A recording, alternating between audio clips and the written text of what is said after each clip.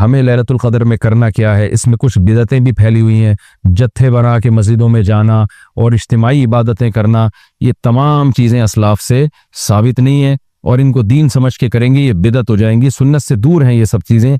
इनफिरादी इबादत होनी चाहिए। नमाज का कोई अलग से मखसूस तरीक़ा साबित नहीं है।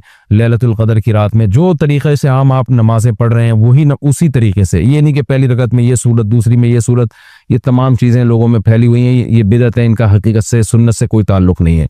तिलावत करें, दुआएं मांगें और तहज्जुद की नमाज पढ़ें। जितने नवाफिल अल्लाह आपको तौफीक देता है, आप जैसे आम मामूल है नवाफिल पढ़ने का, इसी तरह पढ़ें। और बेहतर है घर में इबादत करें। घर में अगर मुश्किल हो रही है तो मस्जिद में भी जा सकते हैं, लेकिन नवाफिल घर में पढ़ना ये मस्जिद में पढ़ने से ज़्यादा अफजल है। मस्जिद में शोर शराबा करना, लैलतुल क़द्र के नाम पे जत्थे बना के बैठना, फिर लैलतुल क़द्र की रात पे पूरी पूरी रात प्रोग्राम चलना मस्जिदों में, ये सब चीज़ें लोगों को इबादत से गाफिल करने वाली हैं। बयान भी होने चाहिए मुख्तसर, आधा घंटा हो गया, 1 घंटा हो गया, बाकी वक्त इबादत में लगाना चाहिए। दूसरी बात यह कि इतनी कसरत से इबादत करना कि आपका दिमाग ही ख़राब होना शुरू हो जाए, नींद से हालत ख़राब हो जाए, तो ये भी ठीक नहीं है। कुछ देर आराम भी करना चाहिए ताकि जितनी इबादत हो वो तबीयत में निशात के साथ और फ्रेशनेस के साथ हो, आप उसमें टेंशन में ना आ रहे हो। और एक अहम बात यह भी है कि असल इबादत गुनाह छोड़ना है। आप सल्लल्लाहु अलैहि वसल्लम ने लैलतुल क़द्र में हमें जो दुआ सिखाई है उस दुआ का मफहूम भी यही है। सही हदीस में दुआ आती है कि लैलतुल क़द्र में ये दुआ मांगो, अल्लाहुम्मा इन्नका अफ़ुव्वुन तुहिब्बुल अफ़्व फ़अफ़ु अन्ना। ए अल्लाह तू सरापा मुआफ़ी है, मुआफ़ी को पसंद करता है, हमारे गुनाहों को माफ़ कर दे। तो इससे पता चलता है कि लैलतुल क़द्र में नबी हमें ये सिखा रहे हैं, ये समझा रहे हैं कि गुनाहों से तौबा करनी है, माफ़ी मांगनी है। जाहिर है जिस जुर्म से माफ़ी मांगी जाती है तो इसी बेस पे मांगी जाती है ना कि आइंदा आप छोड़ने का अहद कर रहे हो। आपने किसी का दिल दुखाया, किसी को टेंशन दी, अब आप उससे सॉरी कर रहे हैं, वो कहता है ठीक है आइंदा टेंशन नहीं देना। आप कहते हैं दूंगा तो मैं आइंदा भी तुम्हें टेंशन, तो वो कहेगा फिर ये तो माफ़ी नहीं, ये तो माफ़ी के नाम पे मजाक हो गया भाई। तो नबी जो हमें दुआ सिखा रहे हैं उसमें असल बता रहे हैं कि लैलतुल क़द्र की रात में अल्लाह से दुआएं मांगकर तौबा करनी है। तो इस रात में आप इबादत करें, अल्लाह से दुआ मांगें। और दुआ क्या मांगें कि अल्लाह जो गुनाह हमारी ज़िंदगी में है उनसे हम तौबा करते हैं और आइंदा हमें उनसे बचने की तौफीक अता फरमा। गुनाह क्या है? नमाजों का कज़ा करना, दाढ़ी काटना, ख़वातीन का बेपर्दगी करना और सूद लेना, बहनों की विरासत ना देना, और जानदार की जो तस्वीरें आजकल लोगों ने घरों में डेकोरेशन के तौर पर तस्वीरें लगाई हुई होती हैं, ये सब नाजायज़ हैं। आप सल्लल्लाहु अलैहि वसल्लम ने फरमाया इन्ना मिन अशद्दिन्नासी अज़ाबन यौमल क़ियामतिल मुसव्विरून, कि सबसे सख्त तरीन अज़ाब क़यामत के दिन तस्वीर बनाने वाले को होगा। डिजिटल कैमरे की तस्वीर में तो बहुत अच्छा खासा उलमा का इख्तलाफ है कि हमारी राय ये कि तस्वीर में दाखिल नहीं है, लेकिन जो प्रिंटेड तस्वीर होती है और किसी शरई उज़र के बगैर हो, एक तस्वीर किसी ज़रूरत से होती है, बिला वजह शोबाजियों के लिए अपने बाप दादाओं की तस्वीरें दीवारों पे सजाना, ये फैशन हमारे यहाँ बनता चला जा रहा है। और जो बुत बने हुए होते हैं तस्वीर के नाम पे, वो भी इस्लाम में हराम है। तो इन सब चीज़ों से हमें लैलतुल क़द्र में तौबा करनी है। शराब से, जिना से, बदनज़री से, वालिदैन की नाफरमानी से, रिश्तेदारी तोड़ने से। आप सल्लल्लाहु अलैहि वसल्लम ने फरमाया जो खूनी रिश्तों को तोड़ता है वो जन्नत में दाखिल नहीं होगा। लैलतुल क़द्र की रात में आप अपने खूनी रिश्तों को मना लें। इस रात में आप अगर रिश्ते को जोड़ेंगे, इसका सवाब कई गुना ज़्यादा मिलेगा, इसकी बरकतें बहुत ज़्यादा होंगी। तो इस रात में सदका खैरात भी करना चाहिए। और इन तमाम जराइम से, नमाज छोड़ने का गुनाह, सूद का गुनाह, विरासत खाने का गुनाह, जो भी नाप तोल में कमी का गुनाह, आप अगर किसी इदारे में जॉब करते हैं, आप तनख्वाह पूरी ले रहे हैं मगर आप काम में डंडी मार रहे हैं, ये खयानत है जिससे कुरान ने रोका है। ये भी एक जुर्म है, इस जुर्म से भी हमने इस रात में तौबा करनी है। अगर कोई किराएदार मालिक मकान के घर को अमानत के तौर पे इस्तेमाल नहीं करता, ये भी अमानत में खयानत है। और अगर मालिक मकान किराएदार को तंग करता है या किराएदार मालिक मकान को टाइम पे किराया नहीं देता, ये भी जुर्म है जिसको कुरान बयान करता है, अमानत में खयानत। तो जहां भी दो आदमियों का मामला हो रहा है और उसमें आप डंडी मार रहे हैं, ये बहुत बड़ा जुर्म है। कुरान में अहले जन्नत की ये सिफात बयान नहीं की गई हैं। तो अखलाक को अपने दुरुस्त करना। आप सल्लल्लाहु अलैहि वसल्लम ने फरमाया मुनाफिक की 3 निशानियां हैं, बात करता है, झूठ बोलता है, अमानत दी जाए तो खयानत करता है, और जब किसी से बहस मुबाहिसा करता है तो गालम गलोच पे आ जाता है।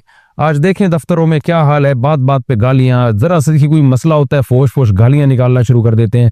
तो ये तमाम चीजें ऐसी हैं जिनसे हमें इस रात में तौबा करनी है। अल्लाह ताला से दुआ है कि लैलतुल क़द्र की रात अल्लाह हम सब के लिए खैर और बरकत वाली बनाए। और इस रात में हमें इबादत की तौफीक अता फरमाए।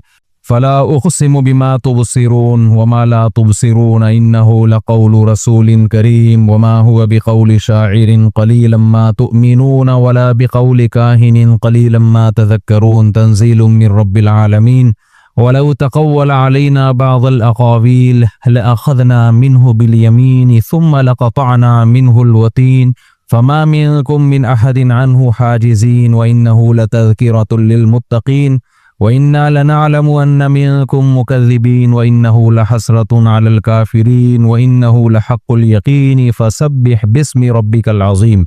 कुरान कहता है अगर मोहम्मद सल्लल्लाहु अलैहि वसल्लम हमारी तरफ कोई गलत बात मंसूब करते तो हम आपको पनपने नहीं देते, दायां हाथ पकड़ के शहरक को काट डालते। वजह क्या है कि अल्लाह की नज़र में सबसे ज़्यादा वैल्यू किसकी है? अल्लाह के कानून की। उसमें अल्लाह तब्दीली बर्दाश्त नहीं करता। फमा मिनकुम मिन अहदिन अन्हु हाजिज़ीन। और ए लोगो, मोहम्मद सल्लल्लाहु अलैहि वसल्लम अगर हमारी तरफ कोई गलत बात मंसूब कर दें, हम आपकी शहरक को भी काट डालेंगे और इस काम से हमें कोई रोक नहीं सकता, तुम रुकावट नहीं बन सकते, क्योंकि तमाम ताकतें किसके पास हैं? अल्लाह के पास हैं। व इन्नहु लतज़किरतुल लिल मुत्तक़ीन।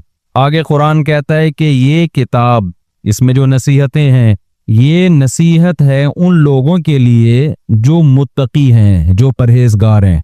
यहाँ परहेजगार का मतलब क्या है? जो परहेजगार बनना चाहते हैं, जो चाहते हैं कि हमें सीधा रास्ता मिले तो हम नेक बन जाएंगे। ये मजमून कुरान में बहुत जगह पर है कि कुरान से हिदायत उन लोगों को मिलती है जो हिदायत चाहते हैं। समझ में आ रही है बात कि नहीं आ रही? दुनिया में दो तरह के लोग हैं।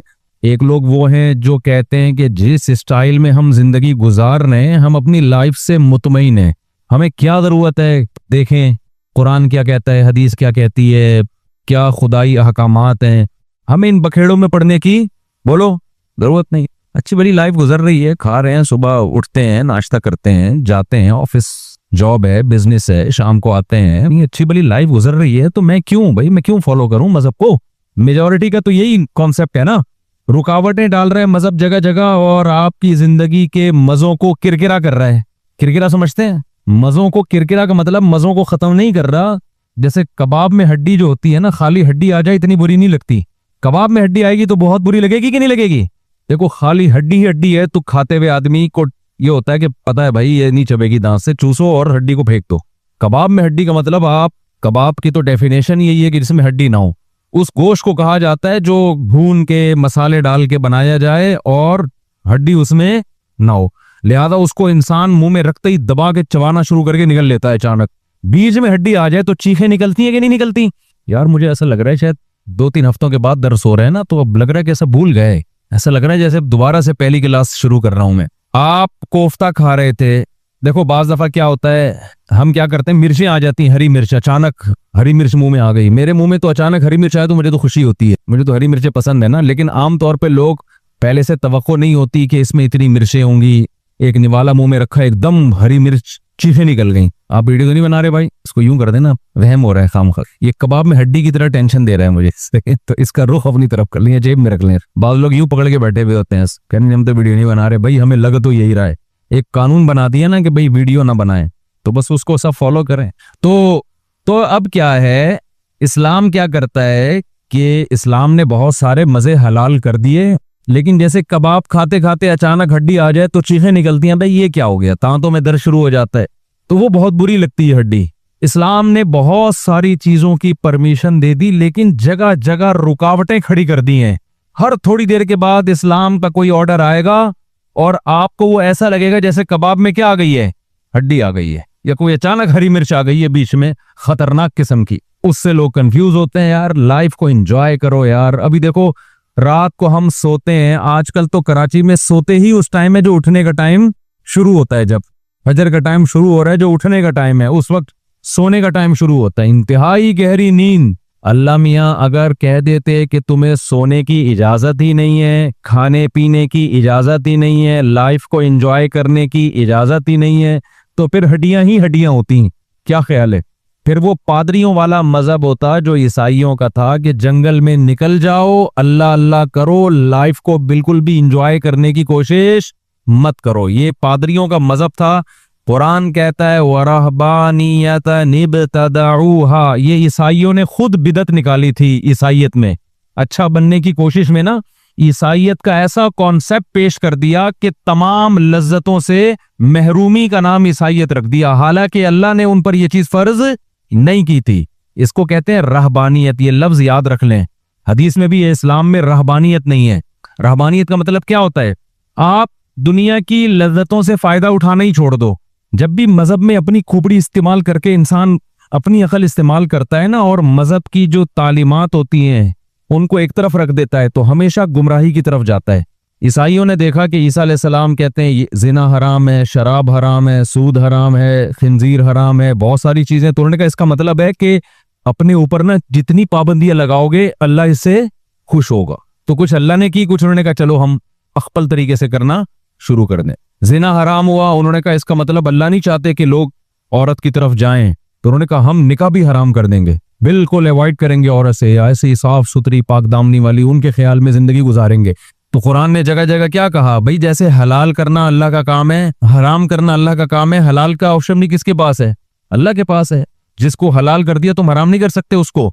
तो लज्जतों पे पाबंदियां लगा लगा के ना ईसाइयत ने अब उनको नेक समझा जाने लगा जो हलाल लज्जतों से इज्तिनाब करते हैं। कुछ कहते हैं बहुत पहुंचे हुए बुजुर्ग हैं, कोफ्ते नहीं खाते। ये आज भी है ये तस्वुर। हजरत की खुराक कितनी सादा है, जब भी हजरत के घर गए हैं हजरत मसूर की दाल ही खाते हुए हमें नजर आए। इसको समझते हैं कि बहुत पहुंचे हुए लोग हैं। आप समझ रहे हो कि मैं मजाक कर रहा हूं? हकीकत में मिजाज लोगों का यही है कि जो हलाल लज्जतों से बचता है उसको क्या समझा जाता है? नेक। तो ये मिजाज गलत है। क्या हो गया? रिकॉर्ड नहीं हो रहा क्या? तो ये क्या, ये कोई शरीयत का मिजाज है क्या? शरीयत का थोड़ी मिजाज है कि आप अपने आप को हलाल नेमतों से बचाओ। लोग कहते हैं नबी सल्लल्लाहु अलैहि वसल्लम, और ये मेरा मौजू नहीं है, 2 मिनट में भी इसको कह के फिर अपने असल मौजू की तरफ चलता हूं, क्योंकि ये चीजें बीच में आ जाती है ना, तो कॉन्सेप्ट का क्लियर होना जरूरी है। लोग कहते हैं नबी सल्लल्लाहु अलैहि वसल्लम की जिंदगी तो बहुत सादा थी, जौ की रोटी, 40-40 दिन घर में चूल्हा नहीं जल रहा, पेवनजदा कपड़े घर में। अच्छा, फिर लोग मौलवियों पे एतराज करते हैं, ये मौलवी जब नबी की सीरत बयान करते हैं तो सादगी सादगी सादगी, और खुद इनका अपना लाइफ स्टाइल देखो, बिजनेस क्लास में सफर कर रहे हैं। अभी मैं जब गया सऊदी अरब, सऊदी एयरलाइन में, मैं अकेला मौलवी बिजनेस क्लास में बैठा हुआ था, सारे कहाँ बैठे हुए थे?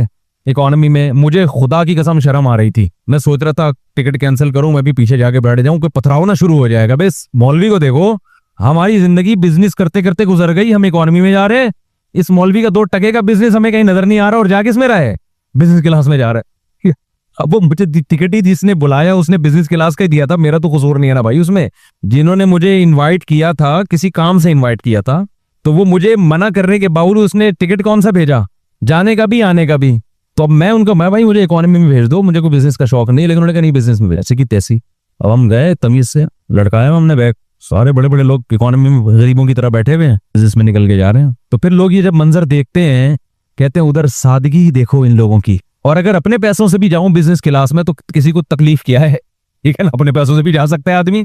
सादगी पे अगर आना है तो फिर गधे पे जाओ सऊदी अरब, जहाज में जाओ ही नहीं। क्योंकि सहाबा कराम जब सऊदी अरब जाते थे ना मिस्र और शाम से, तो गधे और घोड़े पे बैठ के, ऊंटों पे बैठ के जाते थे।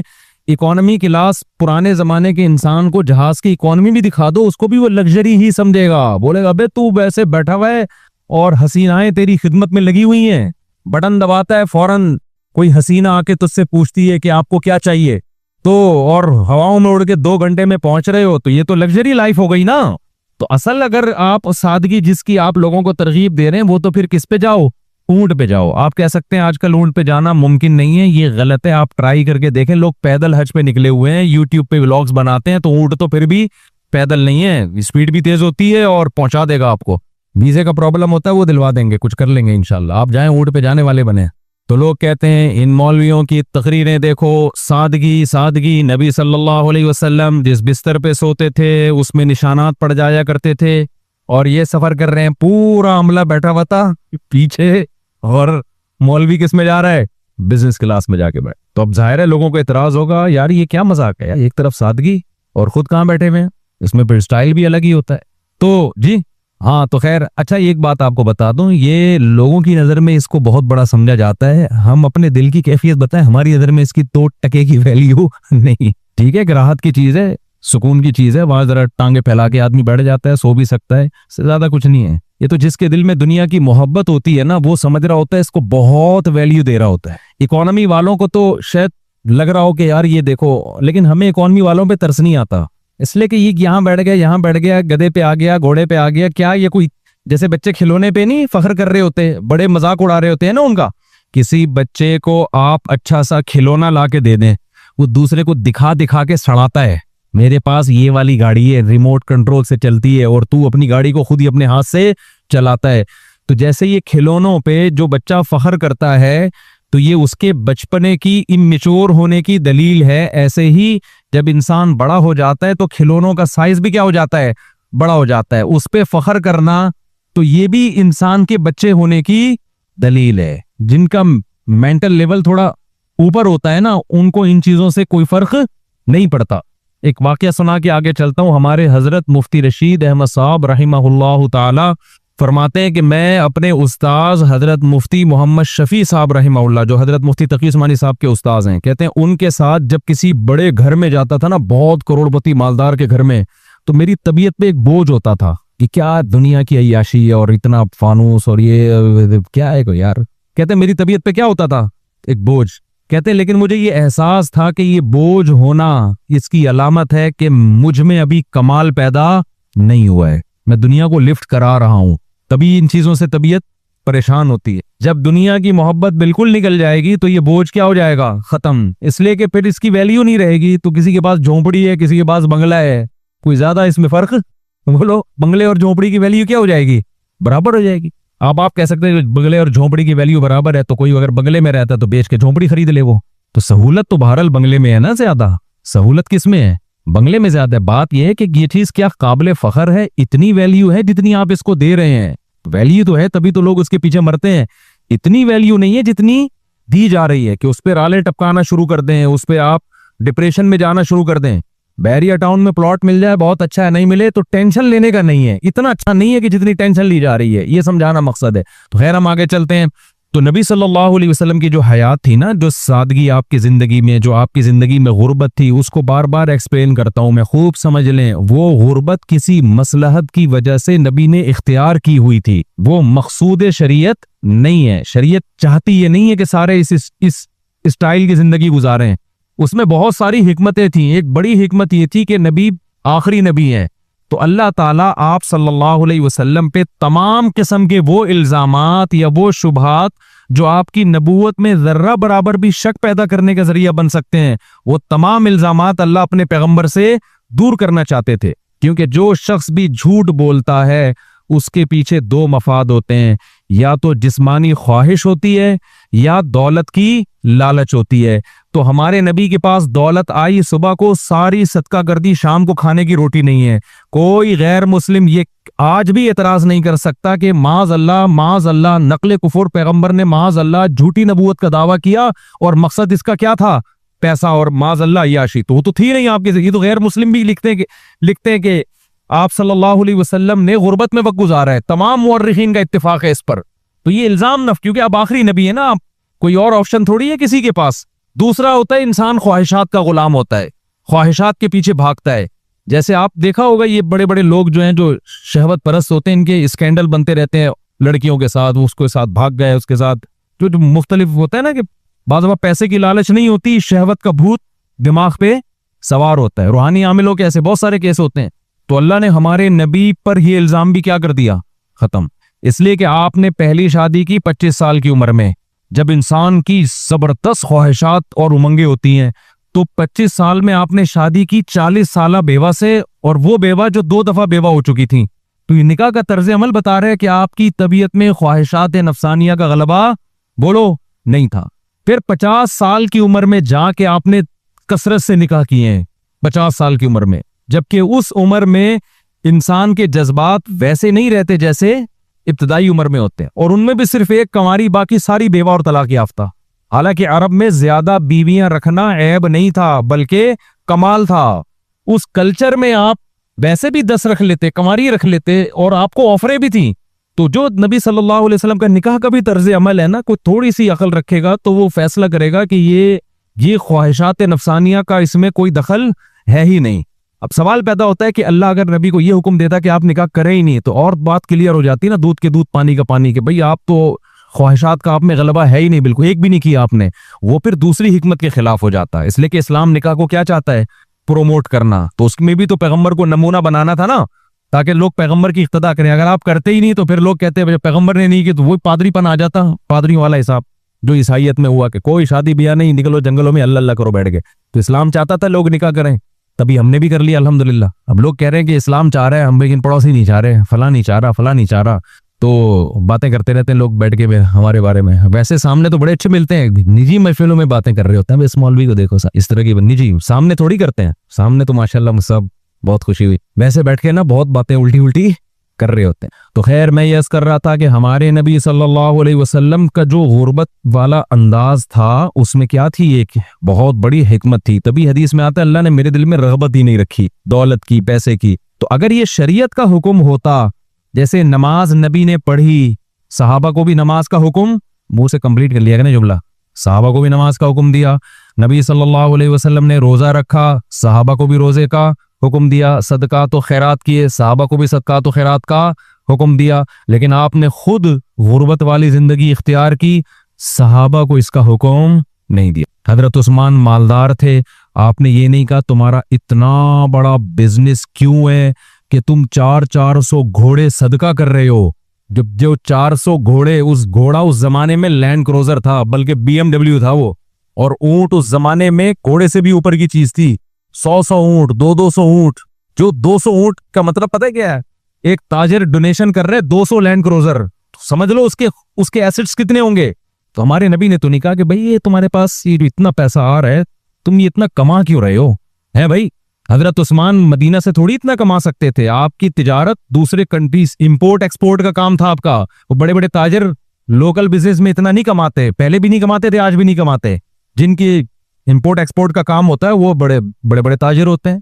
ऐसे ऐसे ताजिरों से मैं मिलता हूँ ना, आपकी सोच, पहले हम समझते थे मालदार इसको बोलते हैं जिसकी 6 लाख रुपए 7 लाख रुपए तनख्वाह हो। अभी जब हमारी ट्रैवलिंग हुई, लोगों से ताल्लुकात हुए, हम गरीबों से भी मिलते हैं, मालदारों से मिलते हैं, ऐसे ऐसे गरीब नजर आते हैं कि आदमी कहता है यार ये बेचारा गुजारा जिंदा कैसे है, और ऐसे ऐसे मालदार मिलते हैं कि आदमी कहता है भाई ये 8-10 लाख इनके लिए बिजनेस क्लास कुछ है ही नहीं, सही है ना। तो ये जहाज में ये जहाज भेज देंगे वो साहब, मैं आपके लिए अलग से एक जहाज भेज रहा हूँ, आप पायलट के साथ बैठ के आ जाए उसमें। लेकिन चूंकि आप हर तबके से मिलते नहीं है ना, तो एक दरमियानी आदमी फिर जब देखता है ना कि यार ये इतना पावरफुल वलीमा इस सेठ ने किया है, ये तो इसराफ है, तो वो इसराफ आपको लग रहा होता है, उसकी नजर में वो वलीमा गरीबों वाला होता है, वो मुंह छुपाता फिर रहा होता है दोस्तों से, क्योंकि उसकी आमदनी इतनी ज्यादा होती है कि उसको वो मुसल्लम बकरा खिलाना ऐसे लग रहा होता है जैसे लोगों को मसूर की दाल का सिरप पिला रहा है, वो दाल भी नहीं खिला रहा।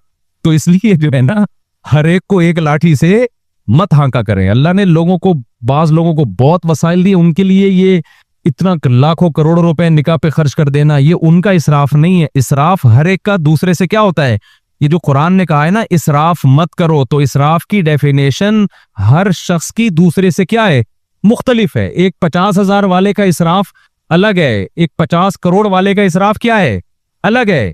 कंजूसी भी हर एक की डेफिनेशन मुख्तलिफ है। 50,000 वाला अगर 10 रुपए सदका नहीं करता, हम उसको कंजूस कहते हैं। 50 लाख रुपए वाला तो 10,000 भी सदका करेगा, फिर भी कंजूस है वो। इसराफ की डेफिनेशन ये है कि आप अपनी चादर से ज्यादा पांव फैलाना शुरू कर दें, और तब्जीर इसे कहते हैं कि ऐसी जगह खर्च करें जो खर्च करने की है नहीं, जाया करना शुरू कर दें आप। तो इस्लाम में जाया करना भी हराम है। मिसाल के तौर पर करोड़पति आदमी ने वलीमा कर लिया अपना, और इतना खाना मुख्तलिफ किस्म का बनवाया, और इतना महंगा खाना, महंगा होटल, ये इसराफ नहीं है। लेकिन वो बुलाए 4 आदमी है, बाकी सारा खाना डस्टबिन में जा रहा है, ये क्या है, ये तब्जीर है, ये हराम है। उसको ठिकाने लगाने का इंतजाम हो। मैं एक दफा वहां वो तारिक रोड की निहारी है ना, तारिक रोड निहारी है, वहां बैठा हुआ था। हम निहारी के खिलाफ बयान करते हैं, खाते फिर भी हैं, तो इन बयानात को ज्यादा खाने पीने पे जो मेरी एहतियाती तदाबीर होती है, ज्यादा लिफ्ट नहीं कराया करो इनको, क्योंकि हम खुद ओढ़ रहे होते हैं बाढ़ में बैठ। मैं बाज दफा भी मैंने बताया ना, रमजान में मैं एतकाफ वाले बैठे हुए थे, उनको समझा रहा था कम खाओ और बिरयानी नहीं खाया करो। सेहत के कुछ टिप्स बता रहा था उनको, भाई लो कार्ब डाइट लो, वो डाइट जिसमें कार्ब क्या है, कम है, वजन में होगा वगैरह वगैरह। इतने में वो किसी ने दावत की हुई थी, बिरयानी आ गई, ऐसी देख ढक्कन हटा है, जो उसकी दो खुशबू आई है बिरयानी के, जो ढक्कन हटने के मैं कहता हूँ अलग पैसे होने चाहिए। हकीकत देख की बिरयानी जो है ना, रवाज हो उसमें और बड़ी तमीज से बनी हुई, और ढक्कन हमारे सामने खुले उसका, उसके मैं अलग पैसे दूंगा।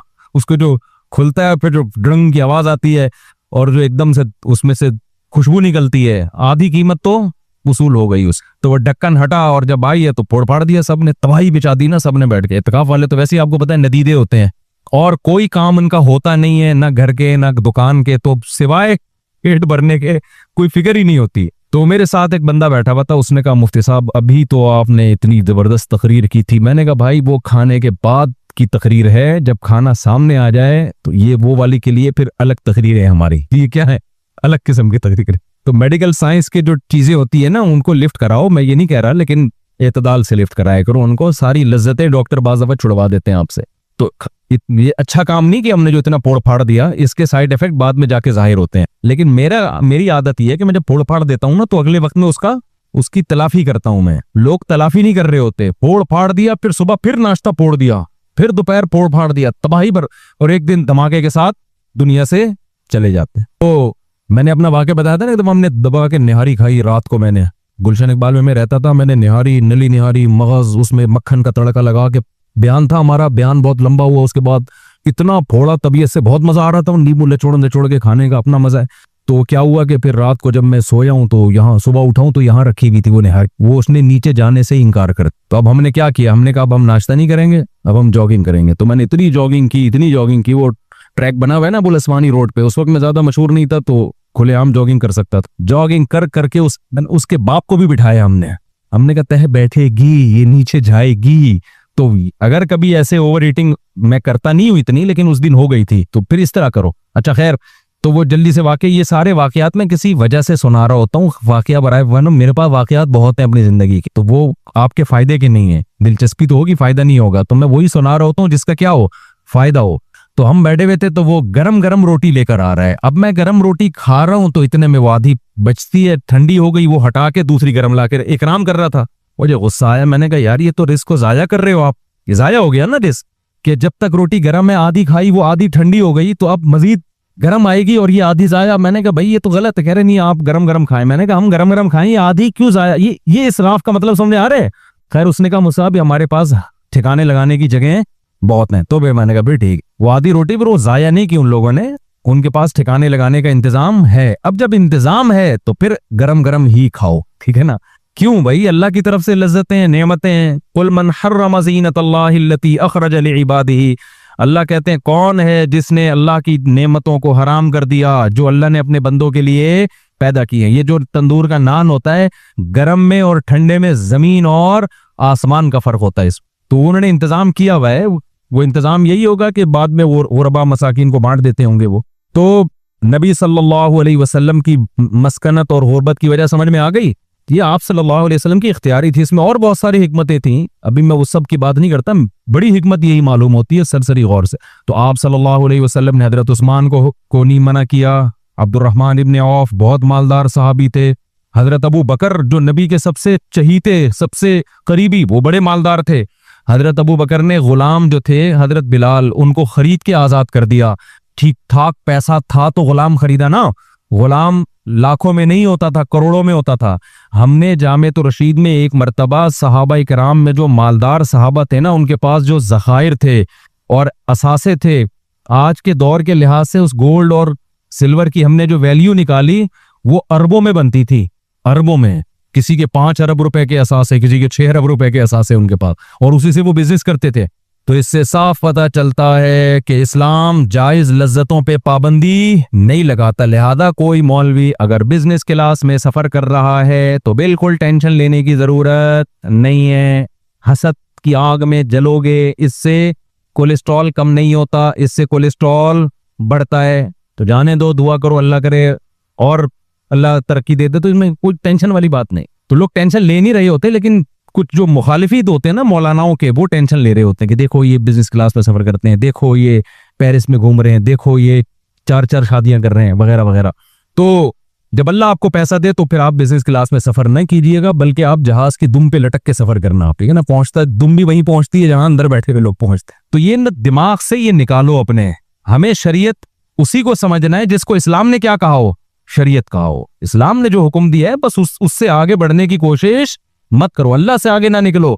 ये जो कुरान में आता है, या अय्युहल्लज़ीना आमनू ला तुक़द्दिमू बैना यदयिल्लाहि व रसूली, सूरह हुजुरात, ऐ ईमान वालो अल्लाह और उसके रसूल से आगे बढ़ने की कोशिश मत करो। क्या मतलब, जितनी पाबंदियां अल्लाह रसूल ने लगाई हैं उस लिमिट को क्रॉस करने की कोशिश मत करो कि नहीं जी अल्लाह उसके रसूल ने माज़ अल्लाह गलती कर दी, अब मुझसे पूछें आप। हमारे हजरत एक जगह गए, वो पीर साहब थे, तो किसी ने दावत की थी, तो पीर साहब के सामने ना मुख्तलिफ किस्म की डिशें रख दी, मुर्गी भी है, बीफ भी है, बिरयानी भी है। पीर साहब ने कहा तौबा तौबा, अस्तगफिरुल्लाह अस्तगफिरुल्लाह, नबी की जिंदगी इतनी सादा, यहाँ मुर्गे खाए जा रहे हैं। तो हजरत तो मुफ्ती थे, हजरत ने फरमाया ये आपके लिए नहीं है, मेरे लिए। हजरत तो हमारे लिहाज मुरव्वत बहुत कम करते थे, तभी लोग उनसे दूर भी रहते थे, और बहुत खतरनाक हजरत थे वो, तभी उनका हल्का भी बहुत थोड़ा सा था। हम जैसे लोग टिक गए, वरना बहुत से लोग आते थे बयान सुन के भाग जाते थे। हमने एक दफा हजरत को पर्चा लिख के दिया, हजरत आपका बयान इतना सख्त होता है कि लोग भाग जाते हैं, तो आप थोड़ा हल्का हाथ रखें। हजरत ने फरमाया भाग के कोई मुर्तद तो नहीं हो जाता ना, किसी और मौलवी के पास चला जाएगा। तो हमने कहा हजरत नबी सल्लल्लाहु अलैहि वसल्लम तो बड़े नरम तबीयत के थे, वहां तो लोग आते थे, सबके लिए दरवाजा खुला था, आपका बयान हर आदमी हजम नहीं कर सकता। तो हजरत ने जवाब दिया कि नबी आखिरी नबी थे, आपकी महफिल से अगर कोई चला जाता तो उसके पास कोई दूसरा ऑप्शन नहीं था, इसलिए आपको तो अल्लाह ने जामे शख्सियत बनाया था। कहा हम आखिरी भी नहीं है और अकेले भी नहीं है, दुनिया उलमा से भरी हुई है। ये जो मौलवी समझता है ना बस मैं ही हूँ बाकी सारे गलत हैं, तो इसका मतलब वो खुद गलत है। फरमाए हम एक मौलाना है जो हमारे मिजाज से आएगा तो ठीक है, नहीं आए तो बहुत सारे लोग हैं वहां चला जाए। उन दिनों में मुझे याद है कोई बहुत बड़े सेठ साहब आ गए, हजरत मुफ्ती तकी उस्मानी साहब का बयान सुनते थे, वो दाढ़ी नहीं थी उनकी। हमारे हजरत का बयान सुनने हजरत ने जो स्टाइल था ना हजरत का, उस स्टाइल में बयान की। उनको अपनी बेइज्जती महसूस हो गई ना ठीक ठाक तरीके से कि यार ये क्या होगी। मुझे मिले वो कहने यार मैं हजरत मुफ्ती तकी साहब का बयान सुनता हूँ, इतना प्यारा फूल झड़ते हैं उनके बयान से, इतने अच्छे अखलाक, और ये भी हजरत के मुफ्ती तकी साहब के उस्ताद ही हैं, उस्ताद समझ के आया था, इन्होंने तो मेरी अच्छी खासी तबीयत क्या करती है धो दी है।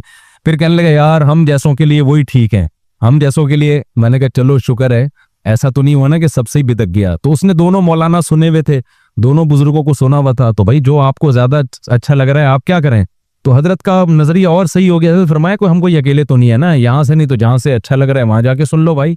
लेकिन हमारे हजरत का एक मिजाज था, क्या था वो, to the point, straightforward, और कोई लचक उसमें नहीं, मुरव्वत ज्यादा नहीं थी हजरत में। तो वहां ऐसा ही हुआ कि अच्छा इस्तिगना इतना ज्यादा था ना कि कोई चंदा बनने के मामलात भी नहीं थे, बहुत ज्यादा उसमें तबीयत में इस्तिगना था। बल्कि कोई चंदा देने आता था ना तो वो पहले लाइन में लगता था, और उसके साथ जो सलूक होता था ना वो दोबारा आ जाए तो समझ लो कि बहुत ही मुखलिस है वो। तो खैर अब हुआ ये कि क्या वाकया बता रहा था यार, नहीं एक दिमाग में बड़ा टेक्निकल किस्म का वाकया आया था। सेठ साहब तो आए थे हैं, हाँ वो पीर साहब वाला वाकया बता रहा था, पीर साहब वाला वाकया। तो वो मुर्गे शुर्गे और बिरयानियां शरियानियां, पीर साहब ने कहा तो खामखा की शोबाजियां यार भाई, अगर तुम नबी वाली सादगी चाहते हो तो फिर पहले ही मुरीद को बोलो मेरे लिए जौ की रोटी पकाना, पानी के साथ खिला देना मुझे। अगर पूरी सादगी को फॉलो करना है तो चंद खजूरें रखवा लो ना फिर। तो ये होता है खामखा में ना भ्रमबाजियां कि देखो एक्चुअली, ताकि वो मुरीद समझते हैं कि हजरत इतने पहुंचे हुए हैं, इतनी दुनिया से इनकी बेरगबती और अल्लाह में ऐसे गुम है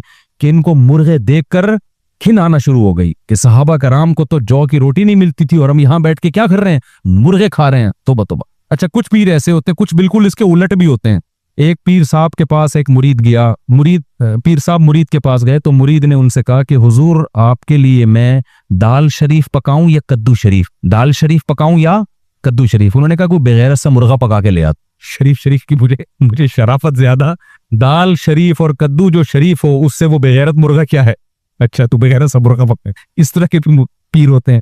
तो वो पीर कहने लगे ये मैं नहीं, हजरत ने फौरन टोक दिया। हजरत ने फरमाया कि ये आपके लिए, ये मेरे लिए। अब वो पीर साहब मुंह देखने यार ये क्या हो गया। तो हजरत चाहते थे इनको तो ना थोड़ा सा ये भरमबाजियां छोड़ दो, शुक्र अदा करो मेरे मेजबान ने दावत की है, भाई आपका बहुत शुक्रिया।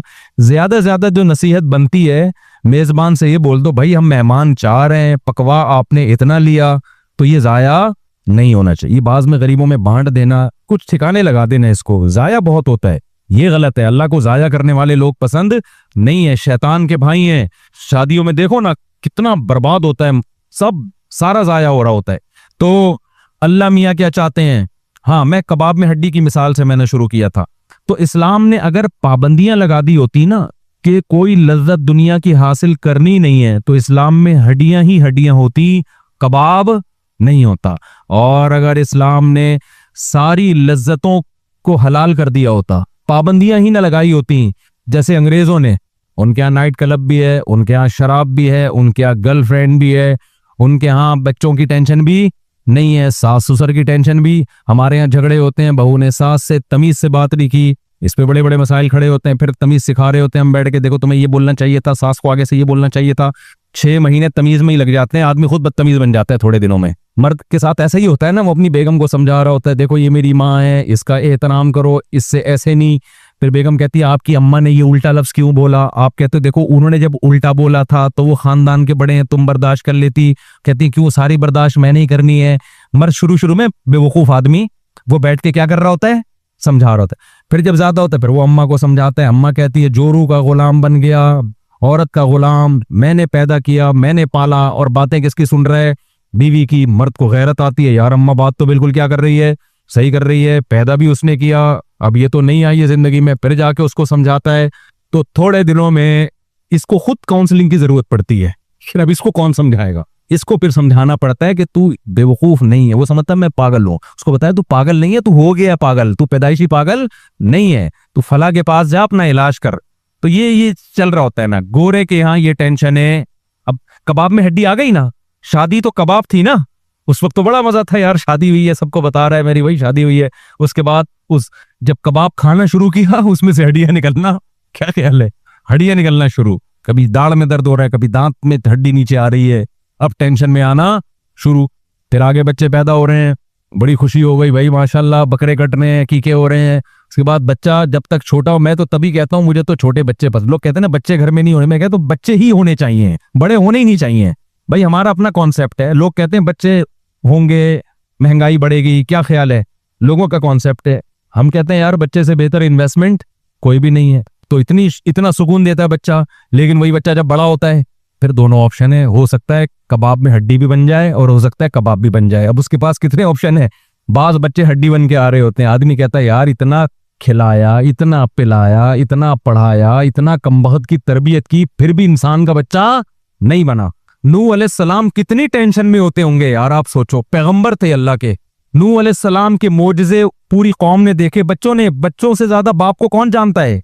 हाम, साम, याफिस और केनान 4 बेटे थे ना नूह अलैहिस्सलाम के जो मशहूर है।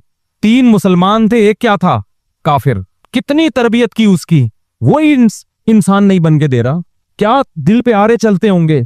और ऐसा बिगड़ा है, आज मुसलमान का बच्चा यही बिगड़ता है ना, थोड़ा सा सुट्टा लगा लिया जाके, ऐसा तो नहीं कि मुर्तद हो जाए, काफिर हो जाए, वो अल्लाह को बुरा भला कहना शुरू कर दे, उधर से सुट्टा लगा लिया, उधर गटर के ढक्कन पे बैठा हुआ है, इस नौकर में घुसा हुआ है, इस तरह की हरकतें कर रहे हैं ना, तो माँ बाप डिप्रेशन में जा रहे होते हैं। नूह अलैहिस्सलाम का बच्चा काफिर, अपनी आंखों से अजाब देख रहा है, जो मेरे बाप ने वादे किए थे अजाब के, बारिश बरस रही है, अजाब आ रहा है, नूह अलैहिस्सलाम कह रहे हैं अब तो किश्ती में आजा, देख रहा है इतना ढीठ कह रहे सावी इला जबली यासिमुनी मिनल मा, मैं पहाड़ पे चढ़ूंगा बच जाऊंगा। नूह अलैहिस्सलाम कह रहे तो अपनी आंखों से देख रहा है कि हमने किश्ती बनाई और पानी भी आ गया, सारी चीजें नजर आ रही, इसके बाद भी तुझे समझ में नहीं आ रहा। उसने कहा कुछ भी नहीं समझ में आ रहा मेरे, पहाड़ बचाएगा मुझे। नूह अलैहिस्सलाम ने कहा नहीं बचाएगा तुझे पहाड़, आज वही बचेगा जो जिसको खुदा बचाएगा। और कुरान कह रहे ये कॉन्वर्सेशन चल रही है और एक बड़ी लहर आई और नूह अलैहिस्सलाम का बेटा उसमें गर्क हो गया। कितनी अजियत हुई होगी। तो मुसलमान माँ बाप के लिए ये भी है, बच्चे आप तरबियत कर तो सकते हैं, होगी कि नहीं होगी इसमें आपकी कोई गारंटी नहीं है। तभी मैं लोगों से कहता हूं बच्चा आपकी मेहनत के बावजूद बिगड़ गया तो ज्यादा टेंशन ना लो, ये भी क्या है, ये मामलात भी अल्लाह और बच्चे, क्योंकि उसके अंदर भी तो कुछ सलाहियत हो ना, वो चाह ही नहीं रहे सुधरना। कुरान कहता है अनुलजिमुकुमुहा व अंतुम लहा कारिहून, जो हिदायत नहीं चाहता हम हिदायत उसको थोपते नहीं है, ये अल्लाह की आदत नहीं है। आपके बच्चों में जो बच्चा इंसान का बच्चा बनना चाहेगा उसको अल्लाह बनाएंगे, जो नहीं चाहेगा तो बाप के नेक होने से वो बच्चा नेक नहीं होगा, पैगंबर होने से बच्चा नेक नहीं हुआ तो आलिम मुफ्ती बुजुर्ग होने से कहां से नेक होगा। इससे भी पता चला कि बच्चों को देख के माँ बाप से बदगुमान न हुआ करो। लोग मेरे पास शिकायतें ला रहे होते हैं, फलां बुजुर्ग इतने बयानात उनके इतने नेक, घर का माहौल तो ठीक कर नहीं सके। तो मैं कहता हूं भाई घर में वो हो सकता है तबलीग करते हो, नहीं चलती हो घर में, हो सकता है नहीं चलती हो, तो कहते हैं फिर छोड़ क्यों नहीं देते बीवी को। भाई छोड़ने के साइड इफेक्ट क्या होते हैं, बाज़ दफा और ज्यादा होते हैं। उनको पता है छोड़ दिया तो और मुसीबत खड़ी हो जाएगी। तो दुनिया का पूरा उसूल यही चल रहा होता है, बड़ी मुसीबत से बचने के लिए छोटी मुसीबत को बर्दाश्त किया जाता है। तो इसलिए कभी किसी अहलुल्लाह, किसी नेक आदमी के बच्चों को देख के, बीवी को देख के कि बीवी पर्दा नहीं करती, मॉडर्न है, या झूठ बोलती है, या चोरियां करती है, या बच्चे बिगड़े हुए हैं, तो इससे देख के घर के सरबरा से बदगुमान मत हुआ करो। समझते हो, ऐन मुमकिन है वो इंसान का बच्चा बनाने की कोशिश कर रहा हो, नहीं बन रहे हो, ये तो अल्लाह का निजाम है बनाया हुआ। तो मैं ये अर्ज कर रहा था कि चूंकि अंग्रेज इस्लाम को नहीं मानता, लिहाजा उसकी जिंदगी में कबाब ही कबाब है, हड्डियां नहीं है। तो गर्लफ्रेंड का सिस्टम है, सास बहू की टेंशन क्या हो गई। अंग्रेजों के यहाँ भी फड्डे होते हैं कि मेरी वाइफ मेरी वालदा से, मदर से इस तरह से बात कर रही है, क्या ये होता क्या है, ये क्या मतलब इसका। ससुर तो सेटअप ही खत्म हो गया ना। फादर जब है ही नहीं तो इन लॉ कहां से आया। फादर इन लॉ तो एक अलग स्टेप है ना, जो बगैर लॉ वाला फादर है, जो हकीकी फादर है, जो सिर्फ कानूनी बाप नहीं है, जो सच्ची मुच्ची का बाप है, वही किसी के यहाँ है, किसी के यहाँ नहीं है। तो इन लॉ वाला तो बहुत, देखो जानवरों के सच्ची मुच्ची के बाप भी नहीं होते, जो लीगल बाप जिसको कहते हैं। गधे का होता है, बार बार मैं मिसाल देता हूँ, गधे का बाप किसी को नहीं पता होता। तो फादर इन लॉ कहां से आ गया गधे का। फादर इन लॉ होगा कि ये गधी है तो ये गधी का चूंकि बाप है तो ये इस गधे का क्या बन गया। तो गधा बोलेगा कि मैं गधा हूं, मेरा सच्ची मुच्ची के बाप का किसी को पता नहीं है, तभी तो मैं गधा कहलाता हूं। तो फादर इन लॉ का किसको पता होगा। तो हमारे यहाँ तो सच्ची मुच्ची के बाप से ज्यादा टेंशन किसकी होती है, औरत के लिए। फादर इन लॉ की टेंशन भी होती है कि उसके हुकूक अदा कर रही है कि नहीं कर रही, उसको अपने बाप जैसा समझ रही है कि नहीं। कभी वो जुल्म कर रहे होते हैं, कभी ये। तो ये सारी कबाब में क्या है, हड्डियां हैं, जो अंग्रेजों के यहाँ नहीं होती। कबाब ही कबाब होते हैं, हड्डी होती नहीं है। लेकिन एक बात आपको बताऊं, अंग्रेजों के यहाँ कबाब में फिर एक ही हड्डी आती है, टाइट वाली, सही है ना। वो हड्डी है कि हड्डी है नहीं, लेकिन उस कबाब ही को अल्लाह हड्डी बना देते हैं उसके लिए। यानी टेंशन फ्री जिंदगी भी टेंशन से भरपूर होती है, तभी लटकते बहुत हैं, खुदकुशियां बहुत करते हैं जाके। और ये बड़ी टेंशन है कि टेंशन की कोई वजह ना हो, फिर भी इंसान किस में जाए, डिप्रेशन में। आप कह सकते हो भाई ये कैसे हो सकता है यार हम लोगों से सुबह शाम मिलते हैं, मुलाकातों के टाइम देते हैं, तो मेरा ख्याल है थोड़ी बहुत हमें भी नॉलेज हो गई होगी। कितने लोग आते हैं, टेंशन की कोई वजह नहीं है, फिर भी किस में पैसा है, बिला वजह की टेंशन के छिन ना जाए, खत्म ना हो जाए। अबे भाई तेरा बिजनेस चल रहा है, क्यों खत्म होगा। कह रहे भाई लाशूरी खौफ अंदर से क्या कर रहा है, काट रहा है कि खत्म ना हो जाए। सेहत है, लाशूरी खौफ है कि ये सेहत खत्म ना हो जाए, एक बिला वजह की ना, बिला खामखा की और बिला वजह की टेंशन है। तो अंग्रेज के पास जो टेंशन होती है वो वजह से नहीं होती, वो क्या होती है, विदाउट वजह आ जाए तो फिर तो बिल्कुल ही पागल हो जाता है वो। कोई वजह आ गई ना टेंशन की, सबकी बात नहीं कर रहा लेकिन बहुत बड़ा मसला है उन मुल्कों में। तो जो दीन से जितना दूर होगा, उसमें कबाब में हड्डी नहीं भी हो तो कबाब ही क्या बन जाएगा उसके लिए, हड्डी। लेकिन जाहिरन अव्वल नजर में इस्लाम में कबाब है, उसके साथ साथ हड्डियां हैं, और गैर इस्लाम में कबाब ही कबाब है, हड्डी नहीं है। तो अब मैं अब असल मिसाल की तरफ आता हूं कि देखो, इस्लाम में मजे ही मजे होते तो हड्डी ना होती, और सारे मजे हराम होते कि कोई लज्जत वाली जिंदगी नहीं गुजारनी आपने, तो हड्डियां ही हड्डियां होती। तो इस्लाम ने क्या किया, पाबंदियां लगा दी। बहुत सारी लज्जतें हैं लेकिन उसमें बीच बीच में क्या है, पाबंदियां, हड्डियां। तो वो अचानक मुंह में जब आती है तो इंसान को क्या होती है, तकलीफ। आप सो रहे हो, ये कबाब है बड़ी, जैसे ये भी सो रहे हैं माशाल्लाह, देखो बयान में, अब ये कबाब चल रहा है इनका, अब मैंने इनको उठा दिया, ये क्या आ गई, हड्डियां। बेहतरीन मिसाल हमारे सामने कबाब की और हड्डी की। हम जब मदरसे में पढ़ते थे ना, तो हमारी नींद बाज दफा पूरी नहीं होती थी। एक तो मदरसे का माहौल इतना सुकून का होता है, वैसी नींद बहुत आती है। तो दोपहर की क्लास चल रही थी, हम 4 तालिबे बैठे हुए थे उस्ताद के सामने, मुझे बहुत शदीद नींद आ रही थी, मैं सो गया। अब फिर उस्ताद मुझे उठाते, फिर मैं उठता, फिर मुझे नींद आ गई, फिर मैं सो गया। तो मेरे साथ एक बड़ा दिलचस्प वाकया हुआ, मैं सोया, कराची के हालात खराब चल रहे थे। ये ख्वाबों का आपको बता रहा हूँ कि ख्वाब में ना बाज दफा जो चीज इंसान सोच रहा होता है वही आती है, वो उसकी कोई ताबीर नहीं होती। लोग ताबीरें पूछ पूछ के टेंशन दे रहे होते हैं। और भाई तुम्हारे दिमाग में चल ही रहा है तो ख्वाब भी वही आएगा। पाकिस्तान में किसी को अच्छा ख्वाब आ जाए ना, उसको अजायब घर में जमा करा दो, जो हालात चल रहे हैं ना। तो इसलिए बुरे ख्वाबों की ताबीरें पाकिस्तान में पूछने पर गवर्नमेंट को चाहिए पाबंदी लगा दे, क्योंकि जो हालात चल रहे हैं सियासी सतह पे, उठक पटक पीटीआई वाला, मुस्लिम लीगियों को जो बुरा भला कह रहे हैं, मुस्लिम लीगी पीटीआई वालों को, फिर सहाफियों की तकरीरें सुनो, कोई फौज को, कोई एस्टेब्लिशमेंट को, सब एक दूसरे का गला खींच रहे हैं। और खबर आती है पेट्रोल 20 रुपए क्या हो गया, महंगा हो गया। तो आप जब सोओगे, अच्छा ख्वाब आ गया तो इलाज कराओ, नफ्सियाती डॉक्टर के पास जाओ, डॉक्टर साहब पता नहीं मेरे दिमाग उल्टा चल रहा है आजकल, उल्टा चल रहा है। जैसे वो फन फिन वाले हैं ना, बड़ा वो अच्छा सा जोक करते हैं, उन्होंने उल्टी दुनिया के नाम से ना एक वो बनाया कि हर काम क्या हो गया है, उल्टा हो गया है। तो वो बड़ा दिलचस्प सा उनका, बड़ा एक मिजाजी सा उनका साफ सुथरा सा मिजाजी सा प्रोग्राम है कि उसमें हर चीज उल्टी। उसमें वो रिश्ता लेने जा रहे हैं तो वो लड़की वाले बता रहे हैं कि हमारी बेटी घर का बिल्कुल भी काम नहीं करती, नहीं हमारी बेटी घर में बहुत काम करेगी, तो कह रहे नहीं हमें ऐसी बहू चाहिए जो काम बिल्कुल भी ना करे। यानी उल्टी चल रही है ना, तो उसमें मेरी नकल उतारी है कि मैं बयान कर रहा हूँ शादी बिल्कुल भी ना करो, बिल्कुल भी शादी ना करो, और अगर करनी है तो 40 साल की उम्र में जब सही से बुढ़े हो जाओ उसके बाद जाके करो। तो उल्टी दुनिया ना। तो क्या कह रहा था मैं, हाँ तो ख्वाब मुझे क्या आ रहा है, मैं सो गया हूँ, अब कराची के हालात चल रहे हैं, मैं बैठे बैठे सो रहा हूँ, मुझे ख्वाब आया कि मैं सदर नहीं है, सदर कराची में ज्यादा धमाके उधर ही हो रहे थे, मैं सदर में घूम रहा हूँ, अचानक बम फटा या कोई फायर हुआ, बहुत धड़ाम करके बम फटा और मैं भागा ना सदर से, और मैं एकदम करके उछल के उठ गया कि ले भाई आज हम खबरों में सुनते थे अपनी आंखों से देख लिया। पता चला कि बम नहीं फटा, हमारे उस्ताद ने ना वो मेज पे हाथ हमारा जोर से मुझे जगाने के लिए, मेरे उस्ताद थे उन्होंने क्या किया, जगाने के लिए थाड़ करके ना बहुत जोर से हाथ मारा, उनको गुस्सा आ गया कि भाई तू तीसरी दफा मैं तुझे जगा रहा हूँ, इतनी जोर से हाथ मारा कि वो मुझे ख्वाब में क्या आ रहा है, सदर में बम धमाका हुआ है। अब मैं इस ख्वाब की ताबीर जाके पूछना शुरू कर दूं कि जी इस सदर में बम धमाका हुआ तो मुफ्ती साहब मुझे बताएं मैं सदर जा सकता हूँ, ख्वाब में आया कि बम धमाका हुआ है। तो बेवकूफ ताबीर बताना शुरू कर देगा कि एक्चुअली ये बम धमाका इसकी अलामत है, तेरी किस्मत फूटने वाली है, धमाका में फूटती है ना चीजें, कुछ भी बता देगा, चूना लगा देगा। अकलमंद कहेगा तेरे क्या हुआ था भाई, ठीक है ना, तू सो रहा था तो तिपाही पे हाथ लगा तो वो तुझे बम धमाके की सूरत में महसूस हो गया वहां पे। तो इसलिए सास बहू के जो ख्वाब होते हैं इनको तो मैं बिल्कुल लिफ्ट नहीं कराता। बहू को अगर सांप आ रहे हैं, छिपकलियां आ रही हैं, तो भाई वो सास है जो सांप और छिपकली की शक्ल में नजर आ रहे, तो ये होता है। उसको अगर सास फरिश्ते की शक्ल में नजर आए ना तो शायद इसकी कोई ताबीर हो, वरना नहीं होता। तो खैर, तो अब क्या है जी, हाँ वो तो हो गया ना। तो मैं ये कर रहा था, इस्लाम ने अब क्या लगाई है, जगह जगह पाबंदियां। तो ये पाबंदियां बड़ी इंसान को ना टेंशन देती हैं। आप रात सोए, अल्लाह ताला क्या कहते हैं, हय्या अला सलाह पे क्या करो भाई, उठ जाओ।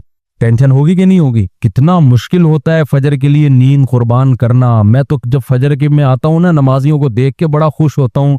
ए अल्लाह, ये वो मुकद्दस और मुबारक लोग हैं जिन्होंने तेरी दावत पर लब्बैक कहा और वुजू करके सफ में आके खड़े हो गए। दुनिया की नजर में इनकी वैल्यू नहीं है, अल्लाह की नजर में इनकी बहुत ज्यादा वैल्यू है। अल्लाह कहता है मैंने हय्या अला सलाह हय्या अलल फलाह का ऐलान तो पूरे महल्ले में, और 4-4 6-6 अजानें हो रही हैं आजकल तो मस्जिदों से, किसी के कान पे जू नहीं रहेंगी। ये चंद लोग हैं जो फजर के नमाजी शक्ल से भी मिस्कीन से नजर आ रहे होते हैं। ज्यादातर गरीब लोग ही आ रहे होते हैं फजर में। मालदार आदमी तो फिल्म देख के सोता है रात को, उसके बाद टाइम ही रात को मिलता है बिजनेस से। ज्यादातर फजर में कौन होते हैं? गरीब लोग होते हैं। तो बड़ा अच्छा लगता है जब सारा दिन इंसान मायूस होता है ना, हम बेहयाई फैल रही है, जिना फैल रहा है, लोग आगे बता रहे होते हैं, एक मायूसी होती है तबीयत में कि यार इतना। एक जिम वाले का लाए मेरे दोस्त हैं, उन्होंने, मैंने भी उनको समझाया था यार खवातीन के लिए जिम अलग टाइमिंग में रखो और मर्दों के लिए ये जो को है ना सिस्टम, ये जिम में बेगैरती है, ये बेशर्मी है, इतने ब्रॉड माइंडेड मत बनो। लड़कियां वो चुस्त कपड़े पहन के, स्लीवलेस कपड़े पहन के, और जो जाहिर एक्सरसाइज का ड्रेस तो बहुत ही अधूरा भी होता है और बहुत टाइट भी होता है, तो वो क्यों लड़कों के सामने कर रही हैं? इसमें क्या जा रहा है कि लड़कियों की टाइमिंग अलग कर दो, मर्दों की। अब खुदा से इतना तो ना लड़ो ना।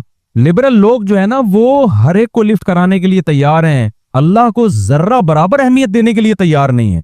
वो कहते हैं इसमें हर्ज क्या है भाई, जब लड़कियों को इतराज नहीं है, मुफ्ती साहब ब्रॉड माइंडेड बने, कोई किसी को नहीं छेड़ता। ओ भाई छेड़ लेगा तो हो क्या जाएगा, आगे जाओ ना, फिर जिना भी कर। तो अंग्रेजों ने जिना की है, इतने वलद जिना बच्चे पैदा हो गए, तो क्या तरक्की नहीं की उन्होंने? बात सारी ये है कि जिस खुदा ने पैदा किया आप उसको अहमियत दे रहे हो कि नहीं दे रहे हो? अल्लाह कहता है मेरे हुक्म को अहमियत दो। जो काम गोरा कर रहा है उसने अल्लाह को अपनी डिक्शनरी से निकाल दिया, आज मुसलमान भी निकाल रहा है अपनी डिक्शनरी से।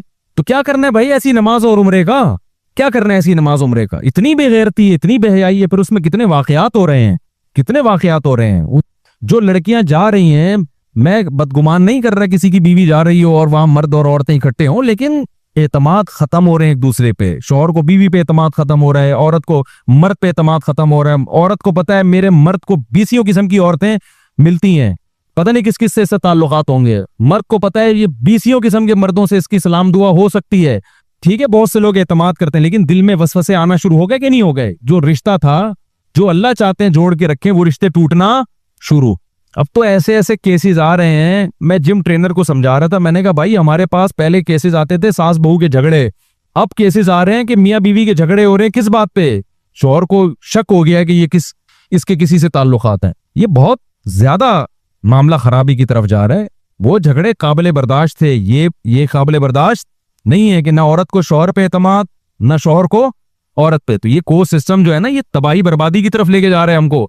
जिसके दिल में खुदा का खौफ होगा, सिर्फ पैसे की हवस नहीं होगी। हम जिम खोलने से थोड़ी मना कर रहे हैं भाई आपको, हम तो तरगीब दे रहे हैं कि काम करो ये, ताकि लड़कों को कोई पॉजिटिव एक्टिविटी मिले, वो जाके ये मोबाइलों की जान छोड़ें या जिम में आए, वर्जिश करें। लेकिन थोड़ी सी तो गैरत कर लो यार, थोड़ी सी गैरत कर लो। तुम मुसलमान हो, तुमने कलमा पढ़ा है, तुम मानते हो कि खुदा को हमने जवाब देना है। तो हम ये भी नहीं कह रहे कि लड़कियों के लिए खोलें ही नहीं, हम कह रहे हैं लड़कियों की टाइमिंग अलग कर दो, लड़कों की टाइमिंग अलग कर दो। इतना तो खुदा को मान लो ना। इसमें थोड़ा सा पैसों का नुकसान होता है तो होने दो भाई, हराम ही कमाना है। अगर गलती करना है तो बंदूक उठाओ, लोगों से माल छीनना शुरू कर दो। फिर नहीं जी, तो वो मेरा दोस्त है बेचारा, मैंने उसको समझाया, वो मानता है अल्हम्दुलिल्लाह, उसने अलग सिस्टम किया। लेकिन उसने कहा मुफ्ती साहब लड़कियों में बेहयाई इतनी फैल गई है, लड़कियां इसको एक्सेप्ट नहीं कर रही हैं। शर्म किसमें, बेगैरती अब मर्दों से ज्यादा किसमें आ रही है? खवातीन में आ रही है। कह रहे हमने एक हफ्ते के लिए जिम बंद किया कि घर मजदूर आके ना रेनोवेट कर रहे हैं उसको, कुछ काम था मजदूरों का। तो हमने कहा मजदूर आएंगे अंदर काम करेंगे, तो खवातीन से हमने इतना कह दिया एक हफ्ता आप छुट्टी कर लें, और ये जब रिपेयरिंग पूरी हो जाएगी तो फिर आ जाए। उन्होंने कहा नहीं हम इन्हीं की मौजूदगी में कर लेंगे, हमें छुट्टी नहीं कर। मजदूर खड़े हुए हैं, आपकी ड्रेसिंग क्या ज्यादा उस पर नहीं आदमी बात कर सकता। तो जब खुदा का खौफ बिल्कुल निकल जाए मेरे भाई, तो इजाफा तकल हयाउ फफअल माशित। तो ठीक है, लड़कियां जा रही हैं, शर्म निकल रही है, इस शर्म निकलने से सोसाइटी का भी बेड़ा गर्क होगा। और अल्लाह देखो बार बार कुरान में कहता है ला तहसबन्नल्लाह गाफिलन अम्मा यामलुज़ ज़ालिमून। आप अल्लाह को भूल रहे हो लेकिन अल्लाह आपको नहीं भूल रहा। अल्लाह कहते हैं अल्लाह को गाफिल मत समझो, जालिम लोग जो कर रहे हैं। मैंने पैदा किया, मैंने बनाया, मैंने माँ की छातियों में दूध पैदा किया, ये सारे रिश्ते मैंने बनाए। मुझे इग्नोर करोगे और फिर तुम्हें खुशियां मिलें तो ये खुशियां तुम्हारे गले पड़ेंगी कल। दुश्मन जब किसी को कोई नेमत देता है, लड्डू खिलाता है, तो उस लड्डू के अंदर जहर रख के खिलाता है। वो दोस्त जब कड़वी गोली भी देगा ना, उस कड़वी गोली में फायदा होगा। और दुश्मन जब किसी को लड्डू भी खिला रहा है तो इंसान, अकलमंद इंसान उस लड्डू खाते हुए 100 दफा सोचता है कि ये लड्डू मेरे दोस्त ने नहीं खिलाया, या किसने खिलाया है? दुश्मन ने। अल्लाह नाफरमानों का दुश्मन है, अल्लाह को मोहब्बत फरमाबरदारों से है। तो जो आप गुनाह करके नेमतों को हासिल कर रहे हो, ये नेमतें, ये नेमत ना समझो, इसमें जहर छुपा हुआ है। खुदा कैसे, अल्लाह कुरान में कह रहा है अम नजअलुल मुत्तकीन कल फुज्जार, जो गुनाहों से बचते हैं और जो गुनाह नहीं करते, जो गुनाह करते हैं और जो नहीं करते, क्या दोनों मेरी नजर में बराबर हो सकते हैं क्या? एक औरत पर्दा करती है, गैर मर्द के सामने नहीं आती, क्यों? किसका हुक्म है भाई? खुदा का। और एक खुलेआम मर्दों के सामने एक्सरसाइज कर रही है। दुनिया तो कहेगी एंटी बड़ी लिबरल है, ये ब्रॉड माइंडेड है, ये कोई तंग जहन नहीं है, इनका अच्छे अखलाक की, हर एक से मुस्कुरा के बात करती है। दुनिया तो तारीफें करेगी। जिस खुदा ने पैदा किया है भाई, पूरी सूरह नूर उसने नाजिल कर दी, सूरह हिजाब नाजिल कर दी, और उसको हुक्म दिया कि ये मर्द गैर महरम है, इनके सामने जीनत को जाहिर नहीं कर सकती। वो उस खुदा की आयतों की आप दरियां उड़ा रहे हो। तो ऐसी सेहत अच्छी हो भी जाए, फिटनेस अच्छी, फिटनेस जो खवातीन की फिटनेस की फिक्र कर रही हैं, तो क्या बुढ़ी नहीं होंगी एक दिन? चेहरे पे छुरियां नहीं पड़ेंगी? फिर कोई लिफ्ट नहीं कराएगा। ये थोड़े दिनों की जवानी है जो अल्लाह ताला ने रंगीनियां पैदा कर दी हैं। और मैं बार बार खवातीन को एक बात कहता हूँ, मर्द देर से बूढ़े होते हैं, औरत पे बुढ़ापा। गुस्सा बहुत आते हैं बास खवातीन को जो बयान नहीं सुन रही, उनको मेरी ये बात सुन के कि हमें बुराई कर रहा है। वो भाई ये ग्राउंड रियलिटी है। जब अल्लाह ने औरत को हुस्न ज्यादा दिया है तो छीनता भी जल्दी है। मर्द को हुस्न कम दिया लेकिन छीनता जल्दी नहीं है। हमने तो 70-70 साल के भी लोग देखे हैं, बिल्कुल फिटफाट, ऐसे लगता है बिल्कुल कोई कमजोरी है ही नहीं। मेरे वालिद साहब 63 साल की उम्र में इतने पावरफुल थे माशाल्लाह, चाल से कोई कह भी नहीं सकता था इन पे बुढ़ापे के कोई असर आते हैं। वो तो हार्ट अटैक हुआ, वो सेहत वेहत का ख्याल नहीं करते थे, फौजी थे, बस वो उनको ब्लड प्रेशर चेक करने का शौक ही नहीं, ठीक है ना, बीपी हाई रहता था। डॉक्टरों ने कहा, उन्होंने कहा यार कोई बात नहीं। तो मैं नहीं कह रहा कि ऐसा करना चाहिए, लेकिन वैसे बड़े सेहतमंद थे, चाल ढाल। और लेकिन आप किसी 60 साल की औरत को देखो, वो क्या हो जाती है। मेरे वालिद साहब के ना चेहरे पे झुर्री आती, इस 63 साल में दांत सारे सफेद चमकदार। वो पठान, असलन तुम पठान है ना, और ऐसे घनी दाढ़ी और आवाज में वही पावर।